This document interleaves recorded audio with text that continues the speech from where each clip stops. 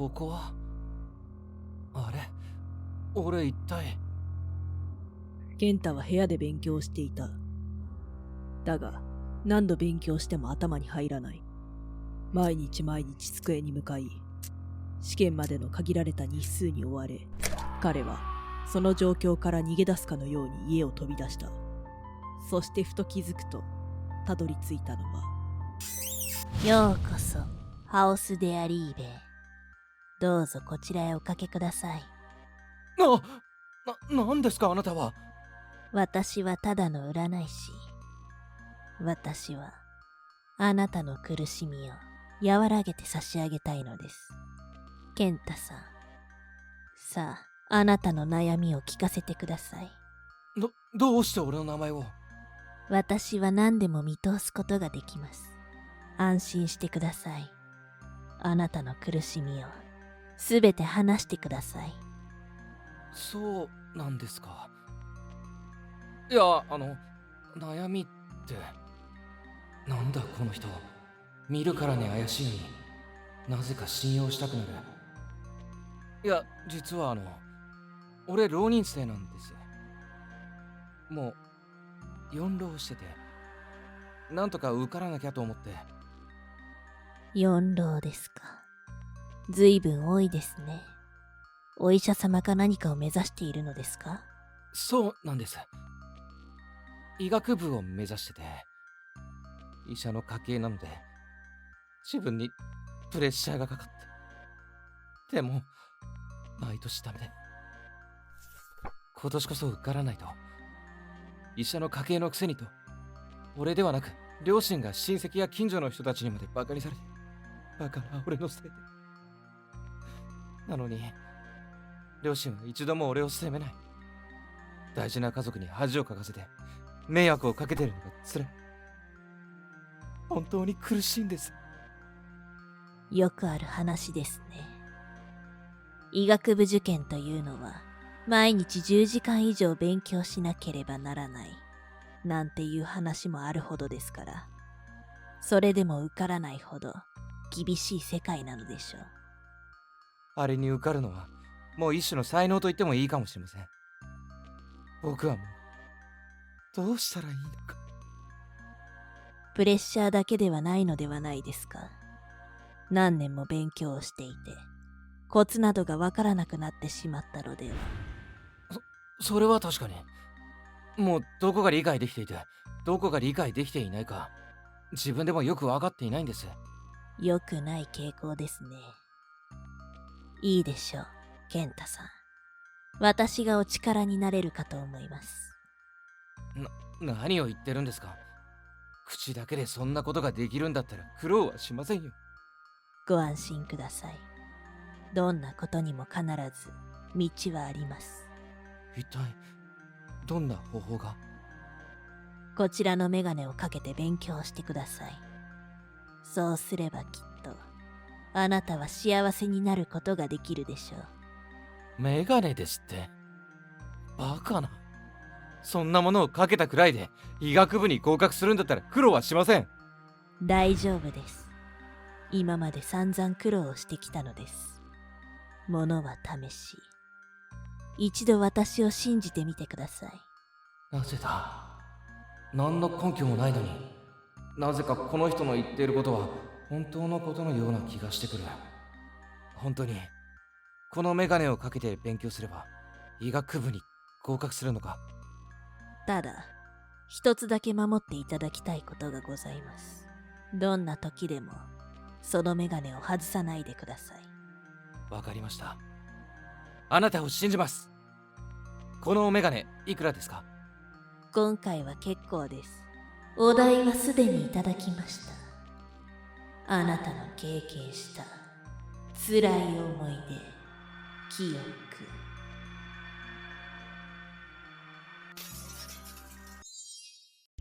なんだ。今までにないくらい集中できる。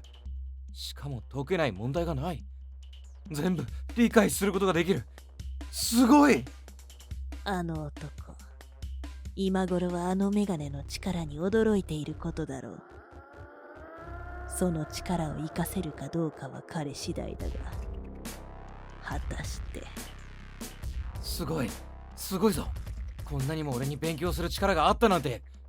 このまま勉強を進めていけば医学部合格なんて余裕だろう。おお、健太。こんな時間まで勉強か。ああ、父さん見ていてくれ。今年こそは絶対に医学部に合格できる。どこか地方の国公立どころじゃない。これなら東大医学部だって余裕だ。まあ、あまり無理をしすぎるなよ。体を壊してしまっては元も子もないからな。何を心配してるんだ父さん。俺は無敵になったんだ。この調子でいけば絶対に合格できる。信じてくれ。ふむ、あの男、早速欲が出てきたな。このまま滞りなく進めばいいが、果たしてどうか。Haus der Liebe。 その後も健太はメガネをかけながら猛勉強をしていった。朝から深夜まで、その時間はおよそ16時間にも及び、最低限の食事と睡眠だけでずっと勉強し続けた。そして試験当日、ここまで勉強してきたんだ。これで結果が出ないはずがない。まずは私立の適当な医学部を受験して自信をつけてやるぞ。そこから東大へまっしぐらだ。完全に天狗になっている健太だったが、会場で不運に見舞われてしまう。危ない。健太は思わず叫んだ。目の前でスマホを見ながら自転車を運転する学生が杖をついて歩く老人にぶつかりそうになった。健太はとっさにその老人をかばったのだ。いったったった。大丈夫ですか？大怪我はなかったですか？いや、わしは大丈夫じゃが、あんたの方が怪我してるんじゃ。僕は大丈夫です。あれメガネは？健太がずっと身につけていたメガネが老人をかばった拍子に落ちて壊れてしまった。メガネが外れたか。不運というほかないが、それもあの者の運命なのだろうな。嘘だろ。こんなことって。俺は一体どうすれば。このメガネなしでどうすればいいんだ。いや落ち着くんだ。メガネなしだからなんだって言うんだ。あれだけ勉強してきたんだ。絶対に合格するはずだ。大丈夫だ。健太は自分に言い聞かせるようにしながら試験に挑んだが、結果は実らず、東大医学部なんて夢のまた夢に終わった。試験に落ちただけ。不思議だ。なぜ彼にはアクセサリーを外した代償が降りかからない。本来なら、もっと辛い苦痛や絶望を味わうはずだ。ただ、彼からは今までにない何かを感じる。ああ、やってしまった。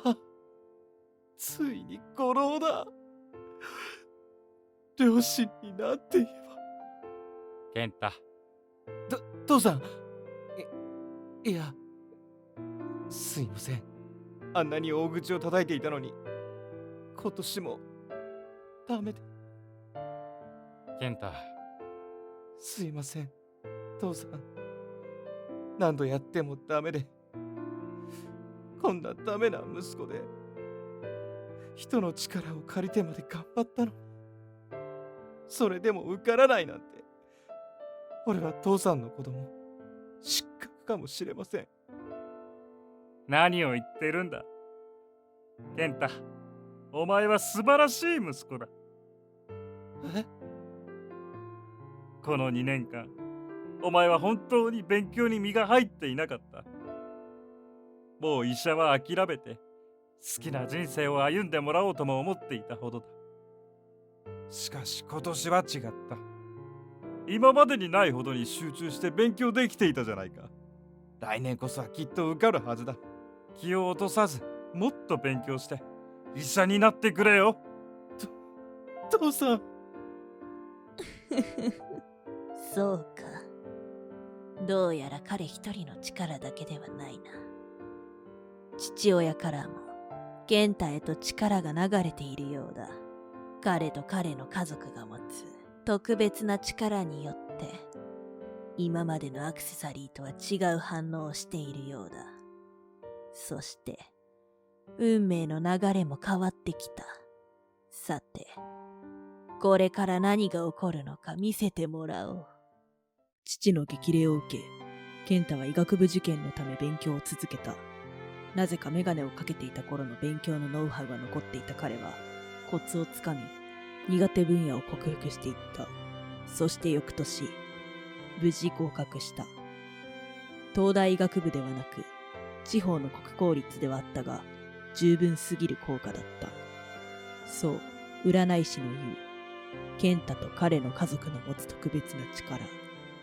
それは、自分を犠牲にし他人を助ける行い。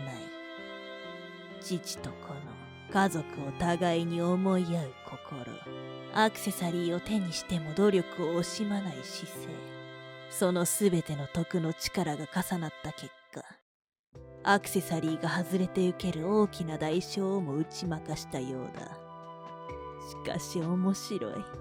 今回は持ち主だった本人の力だけではなく、二人分の力で跳ね返すとは。驚かせてくれる。これだからやめられない。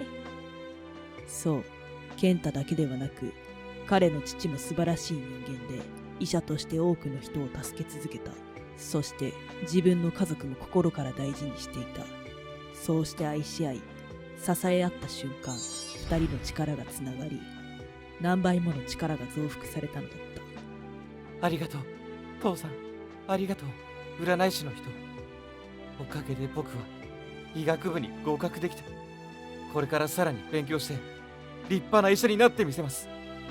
そして父さん以上にもっともっと多くの人の命を助けていきます。必ず。彼も嬉しそうだ。そしてなお高みを目指す志。お前は本当に徳の高い男だ。お前には人の力など必要ない。そう、アクセサリーを外した代償を見事跳ね飛ばしたお前なら、この先訪れるどんな試練も乗り越えることができるだろう。健太よ、もっと高く飛べ。幸せを手にした現実の中で。水晶を見ながら語る占い師はいつになく優しい声だった。